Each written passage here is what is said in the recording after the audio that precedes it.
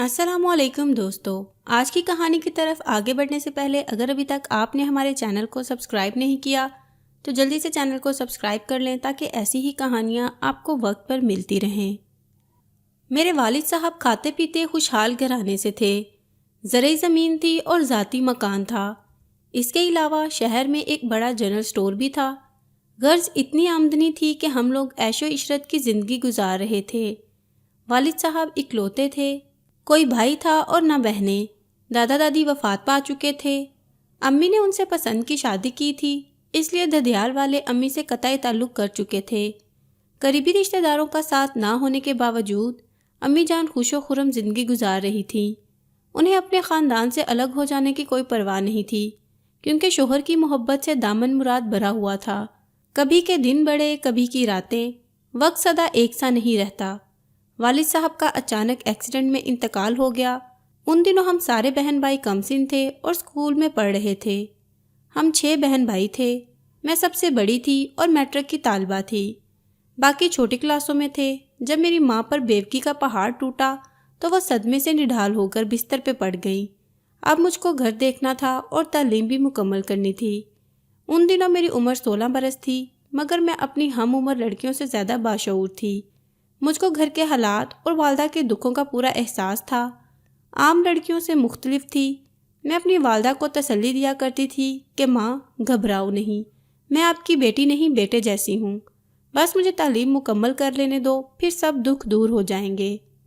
ماں کو میری ڈھارس سے بہت سکون ملتا تھا۔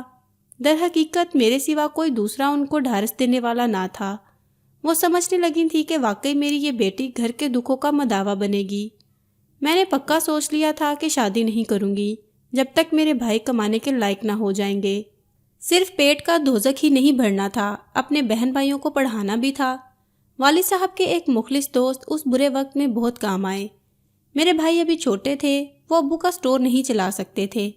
انکل واحد نے وہ جنرل سٹور اچھے داموں ہم سے خرید لیا اور روپیہ امی کے نام بینک میں ڈلوا دیا۔ اس طرح ہمارا گزارا ہونے لگا۔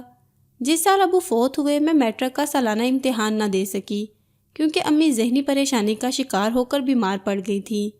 گھریلو مسائل اور امی کی دیکھ بھال کرنے والا بھی کوئی نہ تھا۔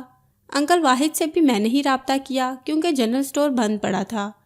1 سال ایسے ہی مسائل سمیٹتے گزر گیا۔ زرعی زمین سے آمدنی آنا بند ہو گئی۔ زمین پر جو شخص مختار کار تھا وہ مالک بن بیٹھا، ساری پیداوار خود رکھ لیتا تھا۔ اس کا مقابلہ کون کرتا؟ ادھر سے آمدنی کا آسرا بھی جاتا رہا۔ سال بعد دوبارہ پرچوں کی تیاری کر کے میں نے میٹرک کا امتحان دے دیا۔ جی چاہتا تھا کہ کالج میں داخلہ لے لوں، مگر ابھی حالات اجازت نہ دے رہے تھے۔ پڑھائی کو نہ چاہتے ہوئے چھوڑنا پڑا۔ ملازمت کی تلاش کرنا پڑی کیونکہ اتنا وقت نہیں تھا کہ پہلے میں گریجویشن کروں پھر بھائی پڑھے۔ اس وقت فوری طور پر معاشی حالات پر قابو پانے کی ضرورت تھی۔ 6 ماہ تک بھاگ دوڑ کر دیکھ لیا بھلا میٹرک پاس لڑکی کو کیا ملازمت ملنی تھی۔ ایک سہیلی کے ابو سے ملازمت کے لیے کہا تو انہوں نے مشورہ دیا، بیٹی ایسے ملازمت نہیں ملے گی، تمہاری تعلیم کم ہے، پہلے FA کر لو اور پھر نرسنگ ٹریننگ لے لو، اس طرح تم کو کسی اسپتال میں نوکری مل جائے گی۔ میں نے ان کا مشورہ مان لیا، جو توں کر کے FA پاس کر لیا۔ اس دوران امی کی طبیعت سنبھل چکی تھی اور وہ گھر اور بچوں کی دیکھ بھال کرنے کے قابل ہو گئی تھی۔ FA کے بعد میں نے ایک سرکاری اسپتال میں نرسنگ کی کلاس میں داخلہ لے لیا، جہاں یونیفارم، رہائش، کھانا اور وظیفہ بھی ملتا تھا۔ اس طرح میرا کورس کرنا آسان ہو گیا۔ جن دنوں میں نرسنگ کورس کے دوسرے سال میں تھی، میری واقفیت ایک ڈاکٹر سے ہو گئی۔ اس کا نام یوسف تھا۔ ڈاکٹر یوسف نئے اس اسپتال میں تعینات ہوئے تھے۔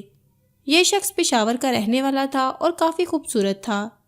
جب اس کے ساتھ وقت گزرنا شروع ہوا تو وہ بھی میرے تصور میں رہنے لگا۔ اب میں زیادہ وقت اس کے ساتھ گزارنے کی کوشش کرتی۔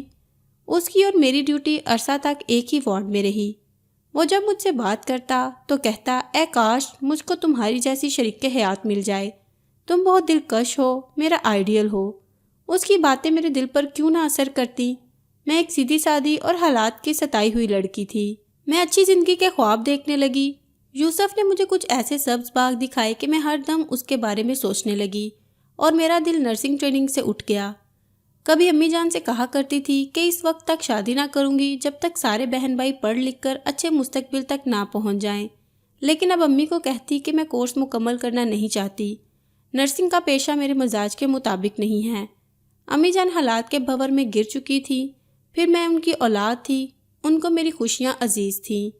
جب امی کو بتایا کہ ایک ڈاکٹر مجھ کو پسند کرتا ہے اور شادی کے لیے اصرار کر رہا ہے، تو میری خوشی کی خاطر امی جان میری شادی اس ڈاکٹر سے کرنے پر رضامند ہو گئی۔ ایک روز ڈاکٹر یوسف ہمارے گھر آئے اور امی سے بات کی، کہنے لگے کہ آپ کو صاف صاف بتا کر پھر رشتہ طلب کروں گا، آگے آپ کی مرضی، میں آپ کو دھوکہ نہیں دینا چاہتا، میں پہلے سے شادی شدہ ہوں اور میرے 2 بچے بھی ہیں۔ جب والدہ کے سامنے اس نے ایسا انکشاف کیا تو امی سوچ میں پڑ گئی، کہا کہ سوچ کر جواب دوں گی۔ امی نے مجھ سے کہا کہ تم کس آدمی کے چکر میں پڑ گئی ہو، وہ شادی شدہ اور 2 بچوں کا باپ ہے، کیوں اپنی زندگی برباد کرنے چلی ہو؟ امی کی بات ٹھیک تھی، مجھ کو ڈاکٹر یوسف کی اس بات سے بہت صدمہ ہوا کہ اس نے یہ سب کچھ مجھے پہلے کیوں نہیں بتایا، بتا دیا ہوتا تو کم از کم میں امی سے تو نہ کہتی۔ بہرحال میں نے شادی سے منع کر دیا، لیکن دکھ اس قدر ہوا کہ بیمار پڑ گئی اور نرسنگ کا کورس بھی ادھورا رہ گیا۔ جب یوسف کو پتہ چلا کہ میں بیمار ہوں اور نرسنگ ٹریننگ بھی چھوڑ دی ہے، تو وہ اپنے ایک دوست کے ساتھ میری خیریت معلوم کرنے آیا۔ اس کا دوست بہت خوبرو اور نرم خو تھا، وہ ایک بزنس مین تھا اور اس کا نام محبت خان تھا۔ یہ لوگ تھوڑی دیر ہمارے گھر بیٹھ کر چلے گئے۔ ایک ہفتہ بعد محبت خان نے مجھ سے رابطہ کیا اور کہا کہ تم یوسف کا خیال چھوڑ دو، وہ ایک دھوکے باز اور جھوٹا آدمی ہے، تم ایک اچھی لڑکی ہو، اگر چاہو تو میں تم سے شادی کرنے کے لیے تیار ہوں، تم میرے گھر جا کر پتہ کر سکتی ہو کہ میں غیر شادی شدہ ہوں اور بہت امیر آدمی ہوں، تم عیش کرو گی اور تمہارے گھر والوں کی بھی مدد کروں گا، تمہارے سارے بھائی بہن سیٹ ہو جائیں گے، میں تم لوگوں کو حالات کے بھنور سے نکال لوں گا۔ اپنے لیے نہیں لیکن اپنے گھر والوں کی خاطر میں نے محبت خان کے بارے میں سوچنا شروع کر دیا۔ وہ دوسری بار ہمارے گھر آیا، مجھ سے چھوٹی بہن 10ویں کی طالبہ تھی، مجھ سے زیادہ خوبصورت تھی۔ میں حالات کی سختیاں سہتے ہوئے مرجھا کر رہ گئی تھی، لیکن علینا کسی نوخیز کلی کی طرح تھی۔ جب محبت خان کی اس پر نظر پڑی، وہ گہری نظروں سے اسے دیکھنے لگا۔ مجھے خیال آیا اگر محبت میرے بجائے میری بہن سے شادی کر لے تو اچھا ہوگا، اس طرح میں اپنے چھوٹے بہن بھائیوں کے لیے زندگی وقف کر دوں گی، ماں بھی میرے جانے سے تنہا نہیں ہوں گی اور چھوٹی بہن کو ایک اچھی زندگی مل جائے گی، وہ سیٹ ہو جائے گی اور وہ محبت خان کے ذریعے ہمارے کنبے کی مدد کر سکے گی۔ میں نے محبت خان کی طرف دیکھا، اس نے جیسے میرے ذہن میں آئے خیال کو پڑھ لیا۔ اس نے میری والدہ سے کہا اگر آپ بڑی بیٹی کا رشتہ نہیں دینا چاہتے تو پھر چھوٹی کا دے دیں۔ اس پر میں نے فوراً اس کی ہاں میں ہاں ملائی۔ وہ بولا اس بار جب میں آؤں گا گھر والوں کو ساتھ لاؤں گا اور وہ انگوٹھی پہنا کر جائیں گے۔ اس کے جانے کے بعد امی نے مجھ کو ڈانٹا کہ یہ تم کیا کرنے لگی ہو، ابھی علینا کی عمر ہی کیا ہے، تمہیں شادی کرنی ہے تو کر لو۔ میں ہاں کر دیتی ہوں، لیکن علینا کی نہیں کروں گی، اسے میٹرک پاس تو کر لینے دو۔ میں نے امی کو خوب سمجھایا، ان کو باور کرایا کہ میں محبت خان سے شادی نہیں کر سکتی، کیونکہ اس کو میرا اور ڈاکٹر یوسف کا سلسلہ معلوم ہے، ساری عمر اس کے ذہن سے یہ بات نہ نکلے گی، ممکن ہے شادی کے بعد وہ مجھ کو یوسف سے تعلق کے تانے دے اور پھر ہماری ازدواجی زندگی برباد ہو جائے۔ اگر وہ گھر والوں کو لانے اور علینا کو اپنانے پر راضی ہے تو آپ کو کیا اعتراض ہے؟ علینا ایک بزنس مین امیر آدمی کی بیوی بن جائے گی، وہ پرتکلف زندگی بسر کرے گی اور آپ کا ایک بوجھ بھی ہلکا ہو جائے گا۔ سوچئے ذرا، کیا ان حالات میں کوئی دوسرا اچھا رشتہ آپ کی کسی بیٹی کے لیے آ سکتا ہے؟ غرض ایسی باتیں کر کے امی کو راضی کیا۔ وہ بیچاری اس معاملے میں کسی سے مشورہ بھی نہ لے سکتی تھی، ہمارے آس پاس کوئی دانا ہستی تھی ہی نہیں۔ جب گھر میں مرد نہ ہو اور عورتوں کو ہی فیصلے کرنے پڑیں پھر ایسے ہی فیصلے ہوتے ہیں۔ اس ہفتے محبت خان 2 خواتین کو ہمراہ لایا۔ اس نے ان میں سے ایک عورت کو اپنی والدہ اور دوسری کو بہن بتایا۔ وہ لوگ مٹھائی اور انگوٹھی بھی لائے تھے۔ علینا کے رشتے کے لیے ہاں کرنے میں امی سے زیادہ میں پیش تھی، غرض کہ انہوں نے محبت خان کے نام کی انگوٹھی علینا کی انگلی میں پہنا دی اور رسم کر کے چلے گئے۔ شادی کے لیے 1 ماہ کی مدت کا اصرار کیا۔ جب امی نے عذر کیا کہ ابھی تیاری کرنی ہے، لڑکی کے لیے چند جوڑے کپڑے بنانے ہیں، انہوں نے کہا کہ ہرگز آپ کسی قسم کا تکلف نہ کریں، ہم خود جہیز بھی دیں گے اور بھری بھی بنائیں گے، زیور بھی دونوں طرف کا ہم ہی چڑھائیں گے۔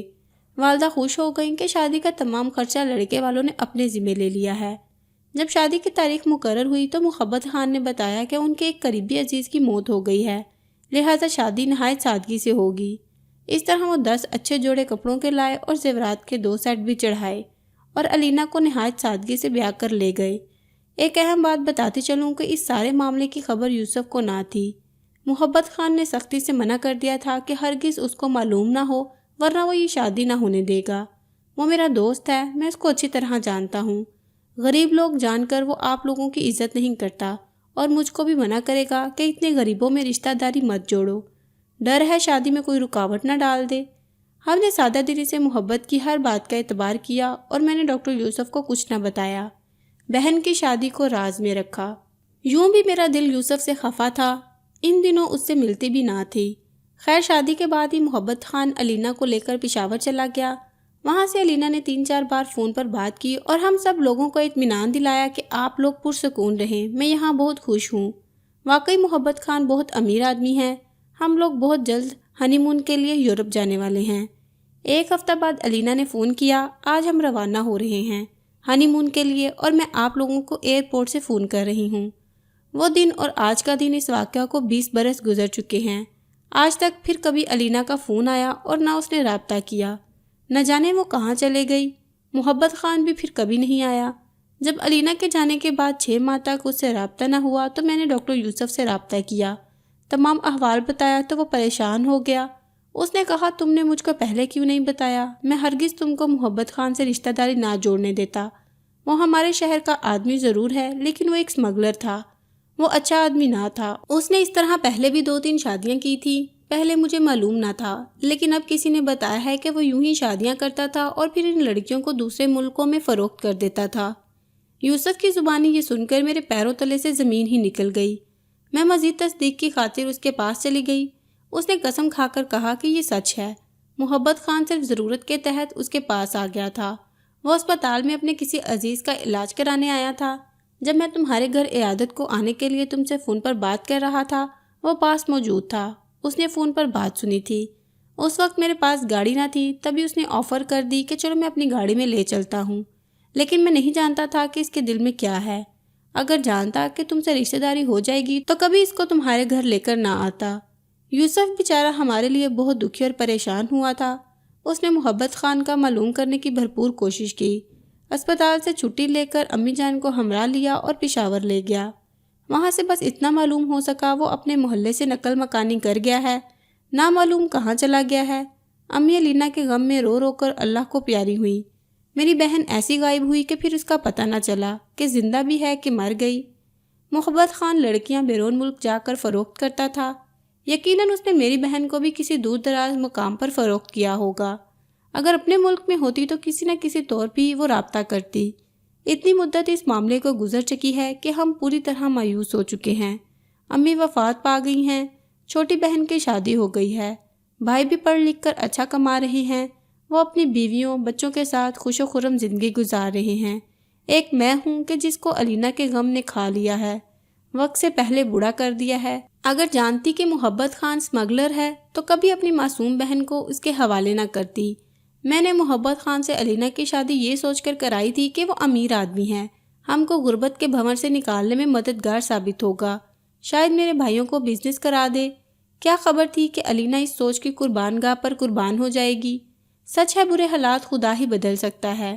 انسانوں کا آسرا ایک دھوکہ ہوتا ہے، اور اس دھوکے سے جتنا بچ سکتے ہیں بچیں، اور کبھی بھی زندگی میں بیٹی کا رشتہ کسی لالچ میں نہ کریں، ورنہ بیٹی کے مرنے پہ تو صبر آ جاتا ہے، لیکن ایسے غائب ہو جانے والی کے لیے پل پل مرو گے، پل پل جیو گے کہ نہ جانے کس حال میں ہوگی، کہاں ہوگی، کتنی دکھی ہوگی، زندہ بھی ہے یا نہیں۔ ایک ایسی تکلیف جس کو میں لفظوں میں بیان نہیں کر سکتی۔ آپ کیا کہتے ہیں اس بارے میں؟ کمنٹ باکس میں ضرور بتائیں۔ ملتے ہیں ایک اور نئی ویڈیو کے ساتھ، تب تک کے لیے اپنا خیال رکھیں۔ اللہ حافظ۔